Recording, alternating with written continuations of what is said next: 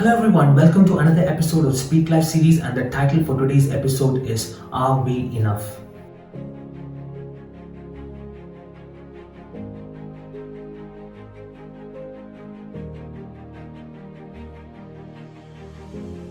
In this verse, Paul is preaching to the Corinthian people. Like many of us, the major problem Corinthians had was self-reliance and boasting. So Paul makes a statement that he has nothing to boast about except his weakness. Now what does he mean by it? In that verse he further goes on to say that it is his weakness that helps him realize how much he needs to rely on God. Paul claims that God gave a thorn in his flesh in order to prevent him from being conceited because of the powerful experience and the revelations from God. He pleaded to God to remove it, but God's response was, "My grace is sufficient for you and my power is made perfect in weakness." Grace is nothing but a blessing or a favor that we receive from God when we actually don't deserve it. So Paul is trying to help the Corinthians realize that God's grace is sufficient and there is nothing to boast except in His grace alone.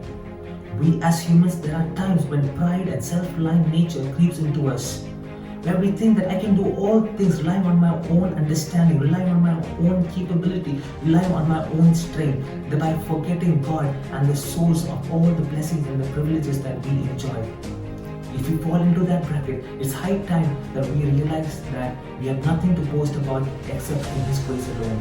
Similar to the Corinthians, we might get a little puffed up sometimes when we receive a spiritual blessing.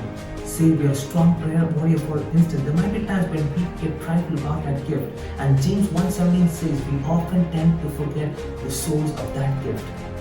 Often God gives us a thorn in our side in order to remind us of our weakness and the need for us to rely on Him.